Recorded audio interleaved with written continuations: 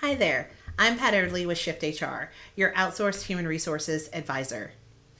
So, with COVID 19, there are a lot of question marks for employers right now. One of the recent questions that we've received is, can I reduce pay as a result of this economic slowdown caused by COVID 19? The answer is yes, you can do it, but it can't be retroactive. So, let's talk about it a little bit more. So if you're making your announcement on the 10th and your pay period that you're currently in is the 1st through the 15th, the first 9 days of that pay period needs to be at the higher rate. And then from the 10th to the 15th, you've said it, you've announced it, it can be at the lower rate. So same kind of thing for hourly employees. You just need to make sure that they're at minimum wage. And again, letting them know as far in advance as you possibly can is always going to be the best approach. Just put yourself in their shoes. If it were you and your pay was being affected, you want to know as soon as possible, right? So, salaried people, it's a little bit different, but in a lot of ways it's the same. You do have to give them notice, like we just talked about, and you do have to make sure that they're meeting the federal or state, depending on what state they're in, minimum wage for salaried people. The federal minimum wage is $684 a week. But in states like California and New York, it's somewhere around that $1,000 a week range. So you'll have to make sure that you're just in compliance with whatever the minimum wage is for your state.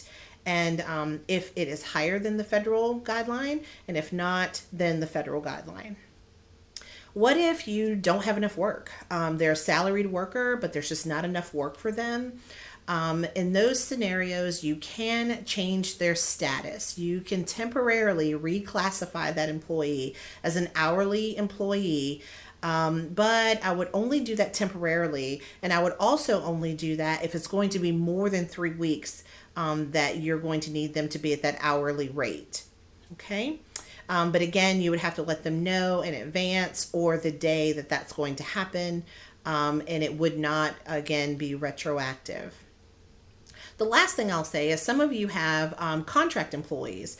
With contract employees, I would say consult your attorney, because if there's a contract in place, you need to make sure that you're not going to be in violation of that contract at all in order to reduce the work, lower the pay, that kind of thing. So if you have a question for me that you'd like us to tackle, please email us at info@shifthr.com. Again, that's info@shifthr.com. We will also be having a webinar tomorrow, actually, at 4:30 p.m. Eastern Time, and you'll see that information in the comments below. And we'd love to have you register for that webinar tomorrow at 4:30 so that we can talk a little bit more about COVID-19 and how it's affecting us all. So we are here for you during this really tough time, and we want to be a source of information and encouragement, and just to help you navigate this situation that we're in currently. So, have any questions, please make sure you email us at info@shifthr.com, and I look forward to seeing you soon.